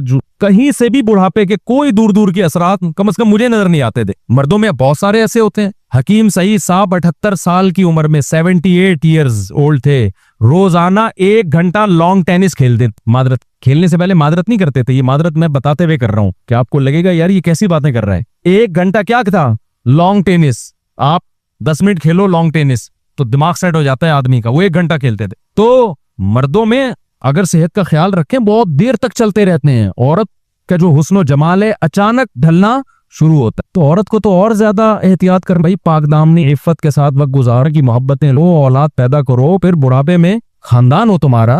जब एज एक थोड़ी सी बढ़ती है, जवानी में औरत को इज्जत उसके हुस्न और जमाल की वजह से बहुत जगहों पे मिल रही होती है, आंटी बड़ी खूबसूरत है, सब लिफ्ट करा रहे होते हैं, आप बैठ जाएं, ऐसा ही होता है ना, मैं ये सामान वहां तक पहुंचा देता वगैरह वगैरह। लेकिन जो 40, 50, 45 साल 50 साल के बाद जो इज्जत मिली हुस्न और जमाल की वजह से, वो बुजुर्गी की वजह से, तो वो इज्जत औलाद और शोहर देता कि मेरे बच्चों की क्या है, ये इंसान का बच्चा होगा तो इज्जत देगा, नहीं होगा तो नहीं। मेजॉरिटी तो मेरा ख्याल है इंसान के बच्चे ये भी मार्केट में चल रहे हैं। खराबी इतनी नहीं आई हमारी सोसाइटी में कि औरत बूढ़ी हो जाए तो मर्द उसको लिफ्ट कराना छोड़ दे, कुछ लोग होंगे, लेकिन मेजॉरिटी भाई बच्चों की क्या है, ये माँ है, जिंदगी इसके साथ गुजारती। हमारे एक जानने वाले थे, उन्होंने दूसरी शादी की, जवान खातून, अब पहली बीवी के साथ उनकी जिंदगी 30 साल गुजरी, दूसरी में आते ही पता नहीं कुछ मसाइल खड़े कर दिए, उनको गुस्सा आता था। अच्छा, दूसरी ताने देती थी कि ये पहली वाली तो बुड्ढी है, इसको तुम क्यों लिफ्ट करा रहे हो। मेरे पास केस आया तो मुझे कहने लगे मुफ्ती साहब उस पहली वाली ने गम, गुर्बत, भूख सारा कुछ बर्दाश्त किया मेरे साथ 30 साल, तो अब मैं ये तो नहीं कि ये नई वाली की वजह से उसको इग्नोर करना शुरू कर दूं। ठीक है, दोनों के हक मिलेंगे तो उसको भी प्रॉपर टाइम देंगे हम। मैंने कहा यार बंदा क्या है, जैसे बेगैरत किस्म के लोग भी हमें सुबह शाम अल्हम्दुलिल्लाह मिल रहे होते हैं, 100 बेगैरतों के बाद एक गैरतमंद मिलता है ना, तो वो बैलेंस क्या हो जाता है, बराबर हो जाता है। खुशी होती है कि चलो यार थोड़े से, वरना जो शादी ब्याह के मामलात में जो माजरत के साथ जो बेगैरती का रेशो है वो थोड़ा सा गैरत से क्या है। बस मैं ज्यादा नहीं इस पे जाऊंगा, फिर वो बेगैरती के वाकयात सुनाऊंगा तो आप कहेंगे अच्छा हम तो पता ही नहीं, इतने बड़े बड़े, हम तो थोड़े से हैं, ये तो इतने बड़े बड़े बेगैरत पड़े हैं। तो उससे बाद दफा ना वो गलत, ये नहीं, हम सब इसमें शामिल हैं भाई, मैं कुछ किसी को बुरा नहीं कह रहा। खैर, तो क्या बात कर रहा था मैं, जल्दी से बात को समेटूं। अबे यार आपको बिठाया हुआ किस, जहां से बयान कंटिन्यू चल रहा होता है ना वहीं से करें, अजान भी होने वाली है, इसको जल्दी से कंप्लीट करना है। हाँ, तो मैं ये कह रहा था कि भाई वो जो जिम ट्रेनर थे उनसे मैंने कहा कि यार, उसने कहा भाई ये खवातीन भी बहुत सी नहीं चाह रही हैं, और ये मालदार घरों की खवातीन में ये मसला क्या है, ज्यादा है, जिनके पास कपड़ों के पैसे ज्यादा होते हैं, कपड़े उन्हीं के पास नहीं होते, उनमें ज्यादा मसला ही है, उनको जरा अपनी दौलत दिखानी है और थोड़ी नुमाइश करनी है। मैं फिर भी नीयतों पे शुबा नहीं कर रहा, बाजों को इससे कोई गरज नहीं होता कि मर्द देख रहा है कि नहीं देख रहा है, उनको मर्द के सामने अपनी बॉडी को एक्सपोज करना भी मसला, वो इतनी ब्रॉड माइंडेड होती है कि हमारे मसाइल ही नहीं है। ओ भाई आपके नहीं है, इस्लाम के तो है ना मसाइल, इस्लाम पाबंदी लगा रहा है, किसी वजह से लगा रहा है ना, अपनी ख्वाहिशात पर इस्लाम को क्या करो, तरजीह दो, भाई अल्लाह ने मना कर दिया, खत्म। देखो कोई अंग्रेज हमारे सामने खिंजीर का गोश्त ला के रख दे, हम फौरन क्या कहते हैं, भाई ये हराम है, हम नहीं खाते, हम मुसलमान हैं, हम नहीं खाते। अब अंग्रेज हमसे पूछे क्यों नहीं खाते, हम कहें ये नापाक है, अंग्रेज कहे सर्फ से धो के खा लो, अंग्रेज क्या कहेगा, सर्फ से धो के खा लो, हम कहें नहीं फिर भी नापाक रहेगा, अंग्रेज कहे कि क्यों नापाक रहेगा, इसमें क्या है, कि बीट लगी हुई है, इसमें गोबर लगा हुआ है, बदबू भी नहीं आ रही, सूंघ के देखो, और अगर थोड़ी बहुत आ रही है तो वो टेस्ट गेन नहीं हुआ अभी आपका, ठीक है ना, थोड़े दिन खाओगे तो नहीं आएगी, हमें तो नहीं आती, आपको क्यों आ रही है। ये बहस कभी खत्म हो सकेगी क़यामत तक, कोई लॉजिक पेश करोगे, आखिर में आके कहना पड़ेगा भाई हम क्या हैं, मुस्लिम है, खुदा का हुक्म है हराम है, तो हम भी क्या कहेंगे, हराम। तो अंग्रेज कहेगा इतनी लंबी बहस करने की जरूरत क्या थी, पहले बोल देते, भाई तुम्हारे मजहब में पाबंदी और तुम मजहब को फॉलो करते हो, प्रैक्टिसिंग मुस्लिम हो, तुम खुदा को मानते हो, मजहब को फॉलो करते हो, फिर वो इस पे बहस करेगा कि क्यों मानते हो खुदा को, क्या जरूरत है, तो बहस का रुख चेंज हो जाएगा, लेकिन एक टॉपिक हमेशा के लिए क्या हो जाएगा, बंद। तो जो हमारी लिबरल आंटियां हैं, जो जिम जा रही हैं, मर्दों के सामने एक्सरसाइज कर रही हैं, देखो मैं अगर बहस करना शुरू करूं इससे बेहयाई फैलती, आगे से फैलाया आता, कोई बेहयाई नहीं फैलती, मेरी बेगम तो 20 साल से जा रही है, दिल साफ होना चाहिए। लिबरल लोगों के पास आलतू फालतू दलाइल बहुत होते हैं कि नहीं ये सब, ये ना असल में एक्चुअली ये सब दिमाग का खेल होता है, ट्रस्ट की बात होती है। हमने तो बहुत सी पर्दे वालियों को घरों से भागते हुए देखा है, उन्होंने देखा होगा, शायद कोई भाग रही होगी, हमने बहुत सी पर्दे वालियों को देखा है, और ये बड़ी खतरनाक, और वो फलाने का वाकया तो ढिमकाने का वाकया, ये बहस क़यामत तक खत्म बोलो नहीं हो। दिल साफ होना चाहिए। वो जिम तो 20 साल से चल रहा है, उसमें तो आज तक कोई ऐसा केस नहीं वजूद में आया, तो मैं उनसे कहता हूँ आ भी गया तो क्या हो गया, अंग्रेजों के रोजाना ऐसे केसेस होते हैं तो क्या हो गया, 2-4 और मजीद अंग्रेज वजूद में आ जाते हैं उसकी वजह से। अगर वो केसेस भी ना होते तो अंग्रेजों की तो नस्ल ही खत्म हो गई ना। क्या ख्याल है उनका, तो केसेस की वजह से जो कुछ अंग्रेज बच गए हैं वो केसेस की वजह से बच गए हैं। लेकिन इन सब चीजों के दलाइल देने का कोई फायदा नहीं है भाई। जब हम खिंजीर को कहते हैं इलीगल है, तो दलील यहां से शुरू करो, खुदा ने क्या किया है, पाबंदी लगा दी। तो पर्दे का मतलब ये है कि आप खवातीन को चाहिए कि दलाई में सोचने के बजाय, भाई अल्लाह ने साफ लफ्जों में, ये कोई अबू हनीफा का कौल नहीं है, इमाम शाफी का कौल नहीं है, ये सूरह नूर की आयतें हैं। वला युबदीन ज़ीनतहुन्ना इल्ला लिबुलतिहिन्ना औ आबाइहिन्ना औ आबाई बुलतिहिन्ना औ अबनाइहिन्ना औ अबनाई बुलतिहिन्ना। किसी हुक्म को इतनी डिटेल में जाके कुरान ने एक्सप्लेन नहीं किया होगा। जहां पर्दे का हुक्म आया तो एक एक रिश्तेदार का नाम लेके अल्लाह बता रहा है कि अब्बा के सामने आ सकती है, बेटे के सामने आ सकती है, ससुर के सामने आ सकती है, दामाद के सामने आ सकती है, बेटों के बेटे के सामने आ सकती है, भाइयों के बेटों के सामने आ सकती है, बहनों के बेटों के सामने आ सकती है। पूरे रिश्तेदारों का बता दिया कि इसके अलावा किसी के सामने अपनी जीनत को जाहिर नहीं कर सकती। किसी जरूरत से आना पड़े, कोई मजबूरी हो तो पर्दे में आए। बहुत ज्यादा गुंजाइश निकालनी है तो चेहरे का पर्दा इख्तलाफी है। राजे कौल तो यही कि जवान औरत पे चेहरा छुपाना फर्ज है। को बहुत ही मजबूरी हो तो बहुत ज्यादा छूट, जो इंतहाई ब्रॉड माइंडेड बन के मैं कह रहा हूं, बहुत ज्यादा छूट निकलेगी। ज्यादा किसकी निकल जाएगी छूट? चेहरे की निकल जाएगी। पूरा बॉडी ढकी हुई हो, सिर्फ चेहरा क्या हो, खुला हुआ। ये बहुत ज्यादा ये गुंजाइशें निकाल के कि चलो जो लिबरल आंटियां हैं जो बहुत ही ज्यादा इस्लाम से दूर है, उनको इस्लाम से करीब करने के लिए एक थोड़ी सी गुंजाइश उनको दे दी जाए। वरना असल हुक्म तो ये कि जवान औरत पे चेहरा छुपाना भी फर्ज है। चलो यहां तक आ जाओ यार, आप बाकी बॉडी कवर कर लो। इतना भी अगर नहीं हो रहा तो ये खुदा से क्या है? ये दुश्मनी है, ये खुदा से लड़ाई है। तो अल्लाह नहीं छोड़ेगा भाई। अल्लाह की नजर में हया बहुत अहम चीज है और जिना बहुत बुरी चीज है। जिना से नहीं मना किया, जिना के हर वो काम जो सोसाइटी में जिना को प्रोमोट करता है उससे अल्लाह ने मना किया। बेपर्दगी जिना को प्रोमोट करती है। तो मैं बात को बस समेट के खत्म करता हूं। तो मैं ये अर्ज कर रहा था कि इस्लाम में लज्जतें भी हैं, साथ साथ बीच में क्या है। अब औरत को अल्लाह ने मना नहीं किया कि वो वर्जिश नहीं कर सकती, वो अपनी फिटनेस का ख्याल नहीं कर सकती, वो जीनत इख्तियार नहीं कर सकती, लेकिन कुछ पाबंदियां लगा दी। आईब्रोज नहीं बना सकती, ये तगयीर खल्क़िल्लाह। नाखून नहीं बढ़ा सकती चुड़ैलों की तरह, ये कोई जीनत नहीं है। ये जीनत का सत्यानाश हो रहा है, ये जीनत का सत्यानाश हो रहा है। जीनत नाखून काटने में है, बढ़ाने में थोड़ी है। यहां तो पाबंदियां लगाएगा ना इस्लाम के। अगर ऐसे ही छोड़ दे तो पता नहीं क्या क्या करके बैठ जाओगे। अरे तो अंग्रेजों ने जीनत करते करते नस्लें बिगाड़ दी है। औरत मर्द बन गई, मर्द औरत बन गया, फिर बीच की चीजें आ गई मार्केट में। यहां से देखो लेडीज लग रहा है, यहां से देखो क्या लग रहा है। पूरा एलजीबीटी का जो कानून पास हुआ वो तो सारा ही फितरत का क्या कर दिया। पैदा ही हुआ था, 2 बकरे ज़बह हुए, बालिग हुआ तो उसने कहा मैं शी हूं। वहां का कानून कहता है उसको एक्सेप्ट करना पड़ेगा। तो मैं तो लोगों से कह रहा हूं, तो शुक्र है विफाकी शरी अदालत ने एलजीबीटी कानून को कलअदम कर दिया। अल्लाह के सुप्रीम कोर्ट उसको कलअदम करार दे दे।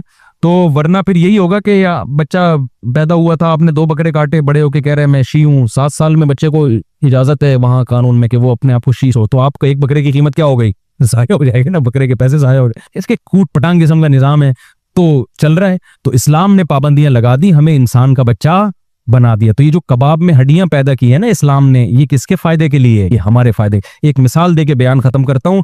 पहले जमाने में एक वाकया बयान किया जाता है कि एक बादशाह कहीं शिकार के लिए निकला अपने शाही लश्कर के साथ, तो रास्ता भूल गया, प्यास से सहरा में बुरा हाल और प्यास से मरने वाली कंडीशन हो गई। कहते हैं झोपड़ी में गया तो उसने पानी मांगा, कहीं झोपड़ी वाला था, तो वो झोपड़ी में एक शख्स आया जो वो था ना जो झोपड़ी का मालिक।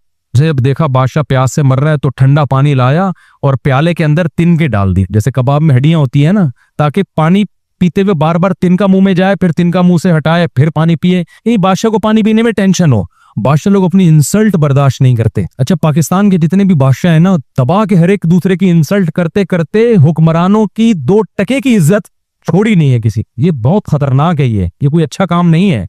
किसी कंट्री में हाकिम चाहे जालिम हो, अगर बिल्कुल ही उसकी इज्जत खत्म हो जाए तो इताअत खत्म हो जाती है और मुल्क का फिर बेड़ा गर्क होता है। तो इतना ज्यादा नहीं एक्सट्रीम लेवल पे जाया करो दूसरे को बुरा भला कहने में कि एक मुल्क की रियासत की जो सरबरा होता है ना, उसकी वो बिल्कुल ही उसमें और एक चपड़ासी में कोई फर्क ही ना रहे। थोड़ी सी रिस्पेक्ट, चाहे कोई भी हो, किसी खास की, कोई भी वजीर आजम हो, कोई भी सदर हो, भाई एक लिमिट तक जाओ, उससे आगे मत जाओ। खैर, तो उन्होंने क्या किया, बस तिनका विनके डाल के पकड़ा दिए। बादशाह को गुस्सा आ रहा है, मैं प्यास से मरा जा रहा हूं, और लेकिन अब वो कुछ भी नहीं। उसने कहा बाद में गर्दन उड़ाने का हुक्म दूंगा, अभी तो पानी पियो ना। तो पानी पी रहा है, फिर तिनका आ रहा है, फिर पानी, फिर तिनके को हटा रहा है। होते होते घूंट घूंट भर के उसने पानी पिया और सैराब हुआ और हुक्म दिया इसकी गर्दन उड़ाई। कम वक्त तुझे पानी पिलाया है, ऊपर से गर्दन उड़ाए।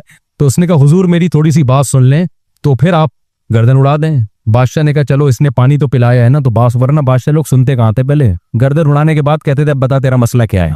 तो उसने बताया कि जी मैंने आपको इसलिए, इतनी शदीद प्यास में जब ठंडा पानी अचानक आप भर के पीते हैं ना, इससे बाज दफा सडनली मौत हो जाती है इंसान। रिपोर्ट इस तरह के सुने वाकयात, शदीद प्यास में एकदम ठंडे पानी की बोतलों की बोतलें और लंबे हो गए। तो मुझे पता था कि मैं आपको जबानी समझाऊंगा, आप इतनी शदीद प्यास में हो लेकिन फिर भी आप क्या करोगे, शदीद प्यास में आप पे मेरी नसीब। तो मैंने बीच में तिनके डाल दिए ताकि ना चाहते हुए भी आप थोड़ा थोड़ा करके सैराब। फिर बादशाह सलामत ने वो इनामात जो बादशाह लोगों के इनाम भी मेरे 4 शादियां करा दी हूँ। मैं बादशाह होता तो मैं डायरेक्ट, तभी तो लोग आजकल नौजवान लोग दुआ कर रहे हैं मेरी, इसी तरह मुफ्ती साहब वजीर आजम बन जाएंगे। एक काम तो होगा ना, गुर्बत महंगाई तो फिर भी खत्म नहीं होगी, कम से कम एक काम हो जाएगा नौजवानों का। तो हकीकत ऐसे ही है, गैर मुस्लिम ने ख्वाहिशात के दरवाजे खोल दिए, कबाबों से हड्डियां खत्म कर। उसका नतीजा क्या निकला है, आप सारी ख्वाहिशात पूरी करते हो और इससे डिप्रेशन कम नहीं होती, डिप्रेशन बढ़ती है। इस्लाम ने ख्वाहिशात में क्या कर दी, इनके डाल दिए, कबाब में हड्डियां डाल दी, उससे लज्जतों की लज्जत भी दोबाला रहती है, सोसाइटी भी इसलाह रहती है, आपकी भी इसलाह रहती है, आप टेंशनों में नहीं जाते। कुछ टेंशनें आपको बड़ी टेंशनों से बचा देती हैं। इनफिरादी सतह पे जो गुनाह करते हैं वो इनफिरादी सतह पे डिप्रेशन में जाते हैं, और जो कौम मिन हैसुल कौम इज्तिमाई सतह पे गुनाह करती है वो कौम मिन हैसुल कौम डिप्रेशन में जाती है। मिन हैसुल कौम उसका निजाम क्या होता है, तबाह होता है। गैर मुस्लिमों ने जब खुदाई अहकाम को निकाला ना अपनी सोसाइटी से, बेहयाई को प्रमोट किया, तो जिना के मजे तो लग गए उनको, लेकिन सोसाइटी क्या होने लगी, सोसाइटी तबाह हो गई। ना बाप का एहतराम, ना माँ का एहतराम, ना दादी ना नानी, सारा सेटअप क्या हो गया। अब बुढ़ापे में हशर देखो उनका क्या होता है, नशे आ गए उनकी सोसाइटी। क्योंकि जब आप ख्वाहिश करते हैं, पूरी करते हैं, मजीद ख्वाहिश जन्म लेती है, फिर आप कहते हो यार कुछ नया होना चाहिए, नशे की तरफ जाते हैं। जिंदगियां तबाह हो गई नशा कर करके, शराब, नशा, लड़कियों के चस्के। मैंने कितने नौजवानों से मिला हूं जो अय्याशी की जिंदगी से यूटर्न लेके वापस आए हैं, लेकिन इस्लाम था ना उनके पास, इस्लाम ने बचा लिया उनको।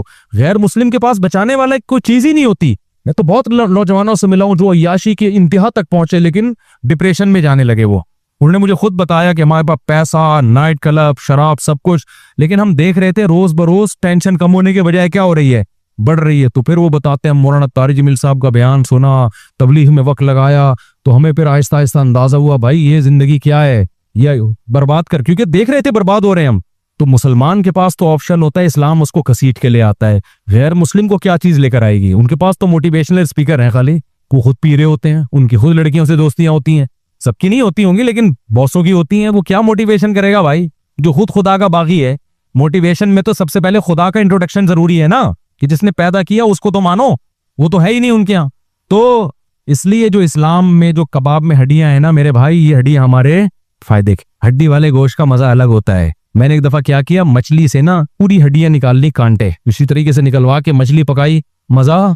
तो मैंने कहा भाई वो जो कंघी होती है ना उसके अंदर के साथ ही गोश्त का मत है, थोड़ा सा खाओ, थोड़े से कांटे का भी मत, फिर कांटा निकाल के, बिल्कुल ही कांटों से भरी हुई ना हो। बांग्लादेश के लोग तो कांटों भरी मच्छी ऐसे खा रहे होते हैं, खट खट खट साइड पे कांटे लगा रहे होते हैं, पता नहीं इस पर निकाल के फेंक देते हैं मच्छी अंदर, कांटे साइड पे, उनको पता नहीं वो जीन में उनकी ये चीज शामिल। हम लोग तो ऐसे करना पड़ता है कांटा हटाना, लेकिन बिल्कुल ही कांटे हटी हुई मच्छी होती है, उसमें भी लज्जत, थोड़े से कंघी होनी चाहिए कम से कम अंदर, ठीक है। तो भाई जो इस्लाम ने पाबंदियां लगाई हैं, ये पाबंदियां मेरे और आपके फायदे का ही हैं। तो मुत्तकीन का मतलब मैं जो बता रहा था ना, इन्नहा लतज़किरतुल लिलमुत्तकीन, अल्लाह कहते हैं ये कुरान उन लोगों के लिए नसीहत है जो बुराई से बचना चाहते हैं, जो कबाब में हड्डी बर्दाश्त कर लेंगे, तो उनको बहुत फायदा होगा इस कुरान से। अल्लाह हमें समझने की, अमल की तौफीक अता फरमाए।